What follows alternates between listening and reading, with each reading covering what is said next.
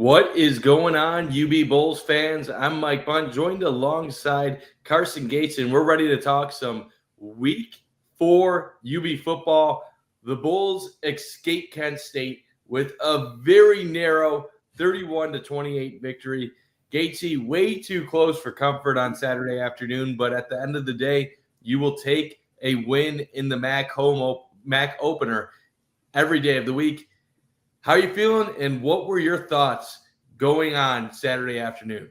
Hey, you're never going to apologize about a win on a Saturday, but this game was a hell of a lot closer than we thought. This Kent State team was a lot better than we thought. They played tough. It was like a whole different team than we saw in previous years. This Kent State team competed every minute of the game. This Bulls team started off slow in the first half, but the second half, the offense found their rhythm.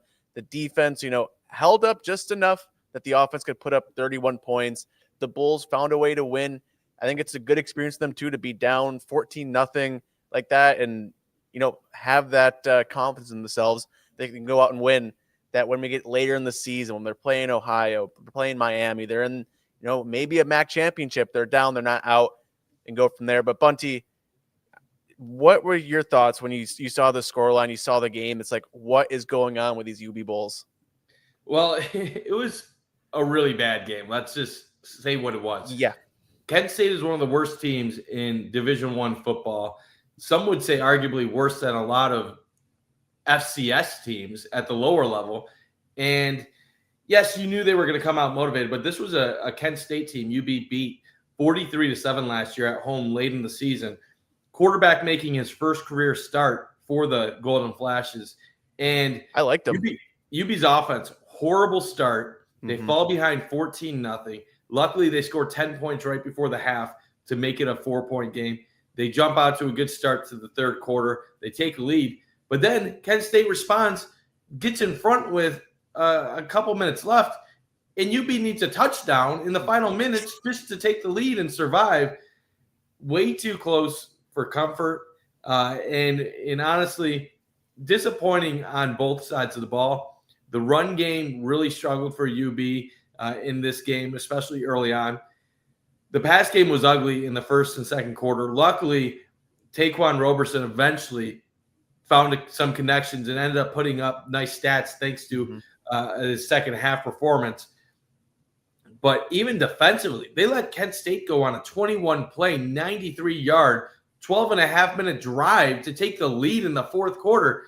Like, that's supposed to be the strength of this team, and they're allowing 400 yards against one of the worst offenses in college football. Just a very, very disappointing effort all around that makes me reevaluate my thoughts on this Bulls team a little bit. But like I said, they found a way to get a win, but this is one of those where in the NFL, you say take the win and move on. College football, when you have big margins between the good and the not good and the haves and the have-nots, it's okay to be disappointed with a win in college football. I know a coach isn't going to agree with me on that. Pete Lembo probably wouldn't say that to me. But this was an effort where I think if they watch the film, they see what they did. I would have more disappointment than excitement as a player or a head coach watching that tape. Yeah, that Kent State team was better than I think we'll give them credit, and we have given them credit. But yeah, UB definitely played down, especially that first half. The defense, which was something, Bunty, we did not question once throughout the course of the preseason, the first 2 weeks, that this was kind of like the rock for the Bulls. Saw some cracks there. But Gosner, MAC Defensive Player of the Week. On that, I thought, he stepped up. On that front, it's weird. Like the UB Bulls linebackers the past couple years have just been phenomenal. He's been a good addition for this team. But yeah, the Bulls had just that weird this is going to be a game I think we're going to look back at the end of the year. This is either going to be a telltale sign of what this season was or just an absolute fluke anomaly of a game. So I think in a couple weeks we're going to look back after the Bulls, play Troy, UConn, some MAC games.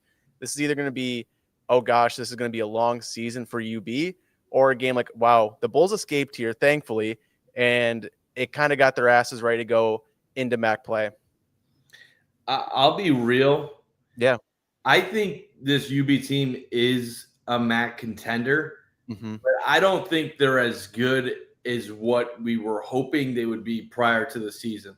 You have some MAC contenders where you look at them and you say, that's a good team. They could probably compete in a bigger conference. They cover wouldn't against be Ohio great, State. but yeah, like maybe they could be competitive in the American or the Mountain West or the Sun Belt, beat a P5 team or something, P4 team. And then you have other MAC contenders where you're like, they're only good because they play in the MAC.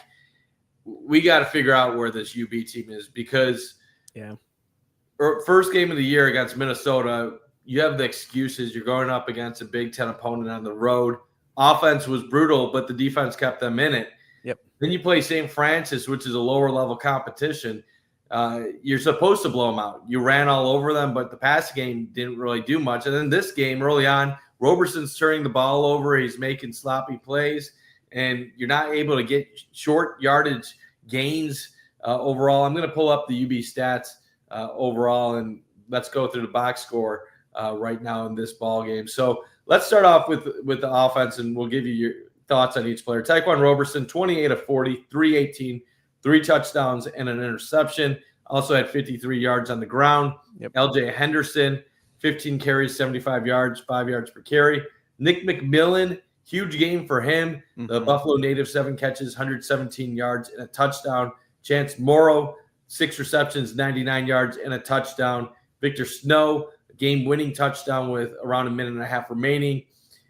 It's more the defense. Like that all sounds good, but then you realize like it took 2 quarters for that really to happen. That was just in like one half. And then you look at Kent State. DeShields just lit them up. 279 yards, 2 touchdowns. Wolford with 95 yards receiving. Just it's not that like Kent State had the best stats that you've ever seen. It's that how did you let Kent State put up these numbers to begin with? This is a really bad offense, and you let them kind of handle you at moments. A 21-play drive, I still can't believe it. Like, and yes, there was unlucky moments where UB could have gotten a stop throughout that drive, but you let one of the worst offenses in D1 football score in a must-have moment against you that could have potentially cost you the game in a game that you were over 20-point favorite. So a lot to work on. Easier to work on when you win the game than when you lose the game. But anything stand out from those numbers I brought up, whether it be Tyquan Roberson or LJ Henderson or even Nick McMillan standing out offensively?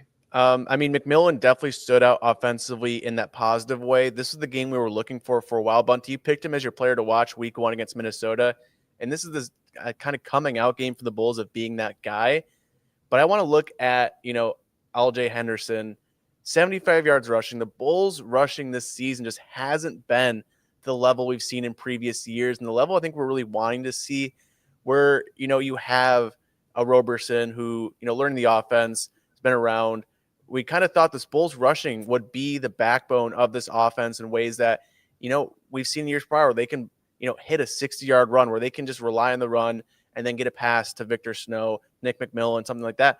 But it really has been the passing for the Bulls that have supplemented this offense and gotten it to where they put up 31 points against Kent State previous weeks. It's really been that passing attack. And I'm worried about the Bulls running right now. They need to be able to establish the run in some capacity.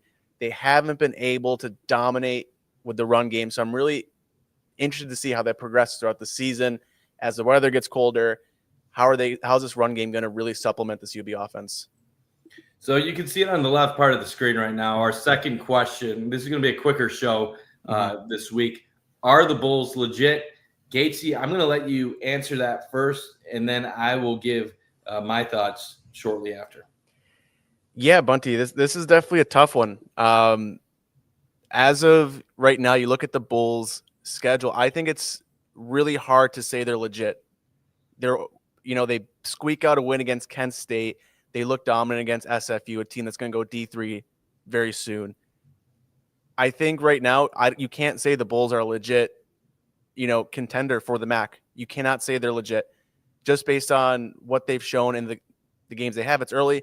They play Troy this weekend. They come out, they play well. A team that played Clemson very close, almost beat Clemson just a few weeks ago. The Bulls have the opportunity this weekend to just solidify that they are a good football team, a team that's going to go on to try and win the MAC, to make a run this season, kind of build off last year of Lembo's first year.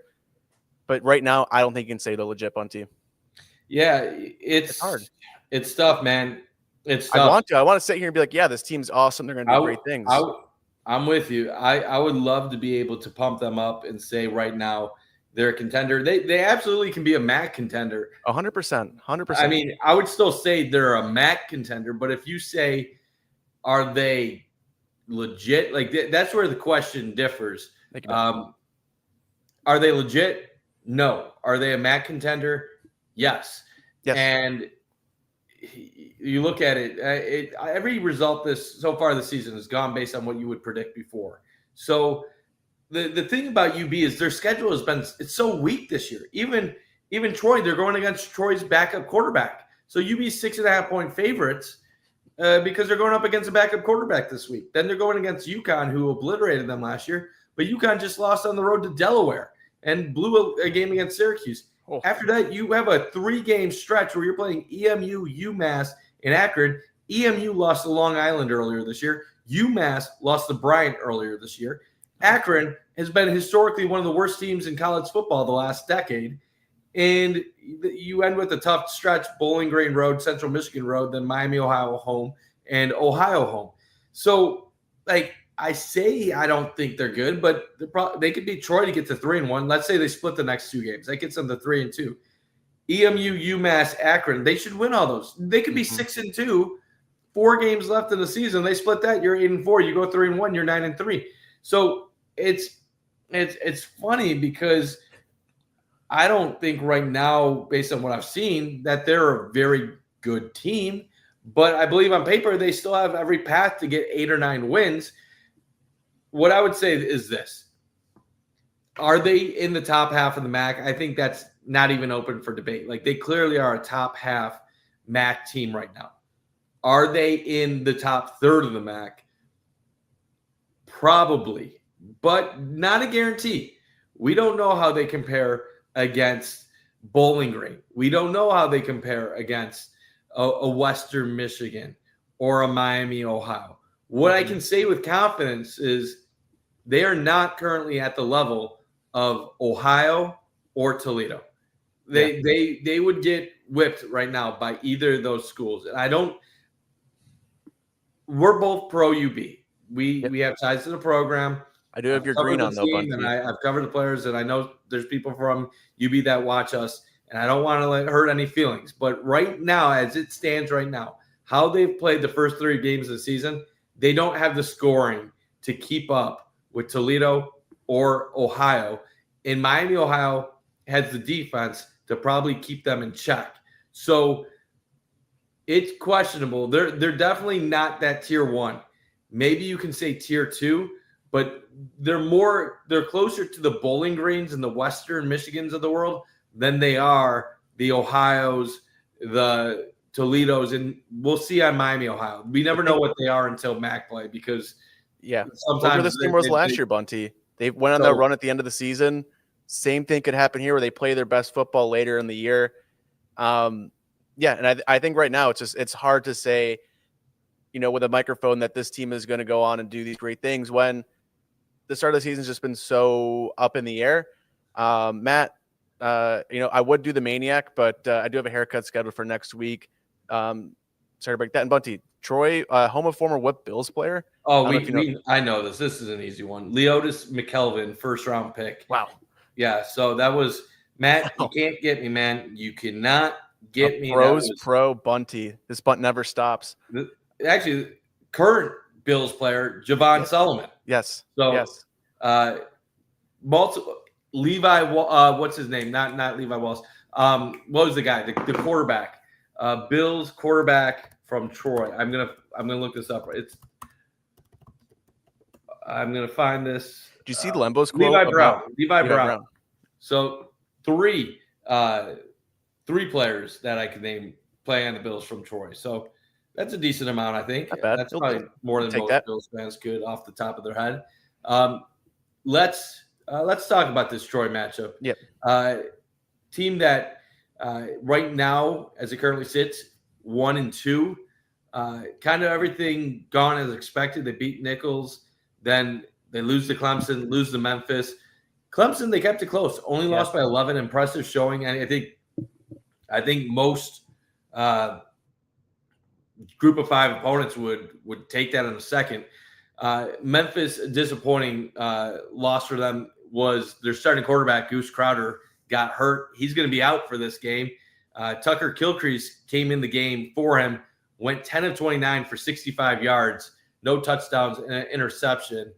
And that really is why this line is 6.5 in favor of UB. Troy was an average team in the Sun Belt last year. They lose their starting quarterback. You're going on the road against a good quality MAC defense in UB. And having a backup quarterback is not going to help you. If they were healthy, you're looking at a coin flip 50-50 game. I think the line here is indicating that UB is probably who you'd expect to come away with the victory. When you're also looking at Troy, you're talking about a team, Tame Meadows, averaging 6 yards per carry, a decent running back. A receiver-wise, nothing really that lights it up. Team that's been good in the Sun Belt, but like I said, some weaker years in the past few compared to what they normally used to be a decade ago. What are your thoughts on this team? Yeah, I mean, the thing that sticks out for me most is what Coach Lembo talked about their kicker in the press conference, Bunty. I don't know if you saw that video. But, yeah, this Troy team, it's hard not to look past that Clemson game of, it comes together, they can figure it out. But I remember I was watching their week 1 game. It was one of the most ugly football games I ever watched. I don't know why I can't remember the opponent, but it was just punt after punt after punt after punt.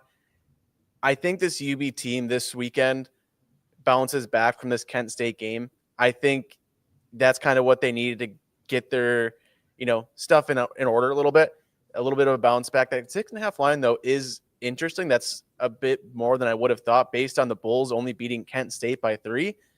But I think this weekend will be a bit of a bounce back for the Bulls. You're at home.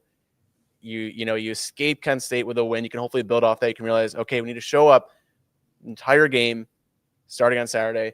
And yeah, I think it's also just nice, I think, for the Bulls to play a different team other than, you have your MAC teams. I feel like their out of conference is always kind of around the same handful of teams. So Bunty, I don't know. What do you expect from your Bulls this weekend? Do you think this is a bounce back for them, or do you think they kind of are stuck in the mud a bit? The line is 6.5 right now. Yeah. Over under is 42.5. That's saying it's going to be a low scoring game. Trying to think off the top of my head what type of score. That's like a 24-18. That's boring football right here. You know what? Troy has the backup quarterback. Yep. I think that's going to make a difference. He was very bad last week against Memphis. I know the Tigers are a much better program than UB, but it's not like you're going up against a top 15, top 20 school. I'm going to pick UB in a close one. I'll say they win this one 24-17. I'll go with the UB cover, but I don't feel super confident. I don't like a lot of different things could happen. I'll pick UB 24-17. What did you say your prediction was? I was going to do 23-16, but I'm gonna change that because that's too close for comfort. Matt is gonna go for Abundance Halloween. I think that's a great costume idea. But with that, I think Bulls are going to put up 28. I think the defense is going to bounce back, hold Troy to 13. Oh, that's a crazy. I'll stand on 30-13. Bulls win. I think they're gonna cover. I think that under is going to hit though. Still, I think the Bulls defense is going to bounce back in a big time this weekend. Yeah, if I'm saying 24-17, I'm going with the under too. This is weird because normally people are obsessed with overs. Yeah, but with a backup quarterback struggling UB offense, the under might seem too obvious. Maybe this will be a higher scoring game than what. Yeah, it's going to be a 40-35 game. Who knows? Way too early about that. And then let's wrap up. We're going to go around the MAC quickly. Yep. Obviously, last week I was at Ohio State. I saw Ohio play there, and that was a good game for a little bit. They end up, it was close. Ohio ends up covering. They lose 37-9. They actually had a wide open guy that could have been a touchdown with 30 seconds left, but incomplete pass, bad throw. That would have made it 37-16. But it was a 13-9 game early in the third quarter, and Ohio State just ended up pulling away. But the Bobcats at least showed defensively that they have a good defensive line and that they had the ability to really go up against higher level competition. Western Michigan, 38-0 loss against Illinois. Michigan, a 60-point win against Central Michigan. Mm-hmm. Ball State barely holds on against New Hampshire by 5. Toledo plays Morgan State, which is a nobody. They win 60-0. Bowling Green, a 10-point win over Liberty. They might be a team that we have to start talking a little bit more about. Eddie George, the former Ohio State running back, Tennessee Titan. They jumped Miami in the odds. Well. And that's a good win against a Liberty program that's done well in recent years. Yes. Kentucky doubles up on Eastern Michigan. Iowa defeats UMass 47-7. Akron, a tight game on the road against UAB, losing 31-28. But for Akron, that's pretty close for them on the road against, I believe, an American opponent from the AAC. So any thoughts from any of the MAC contests in week 3? Yeah, I mean, it's always good to see a MAC team go into a school like Ohio State, play them close. It kind of gets a little bit farther away at the end, but they still cover. Vegas right now has Toledo at plus 160 to win the MAC. Ohio 240, Bulls 475. Those are the three that they have. The next closest is Bowling Green at 1100. So it really looks like it's a 3-horse race right now that Vegas looks like for the MAC, but Toledo and Ohio are kind of in a league of their own at the moment. Yeah, it's interesting, man. I don't know how Toledo is ahead of Ohio, to be honest with you. Ohio's played great.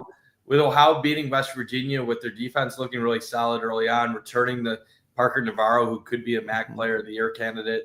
I think Ohio is the best team in the league, but Vegas obviously knows something, so I don't doubt them. Interesting games this week outside of UB taking on Troy. Bowling Green goes on the road to Louisville. Miami, Ohio hosts UNLV, a 3-0 UNLV team. That's an interesting one because Dan Mullen, obviously the former Mississippi State and Florida head coach in his first year with the Running Rebels, they get to 4-0. They could be approaching ranked status maybe 2-3 weeks from now if they keep that up. Central Michigan at home against Wagner. Kent State, they're going to go on the road, take on Florida State. That's going to be brutal. UConn and Ball State, 2 teams that are 1-2 that both coming off kind of ugly performances, even though Ball State won. Eastern Michigan at home against Louisiana. Toledo on the road at Western Michigan. That'll be a good test for the Rockets, a road game to open up MAC play. Northern Illinois on the road against Mississippi State. The Huskies with a narrow win over Holy Cross to open their season, and then 11-point loss against Maryland on the road. Mississippi State favored by 21.5, and Akron hosting Duquesne. So not a ton in the way of interesting ball games. And then I don't know if I said it, Ohio at home against Gardner-Webb, and that should probably be a pretty easy victory for the Bobcats. So, Gatesy, let's get this rolling. We're nearly 25 minutes in, thanks to the nearly 1,000 people that have tuned in throughout this episode. Any final thoughts? No, I think it's going to be a big week for the Bulls, hoping to bounce back after that Kent State win. A win is a win.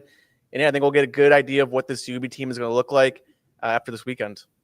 Well, we appreciate everybody watching. He's Carson Gates. I'm Mike Bunt, and you're watching Bullet Points.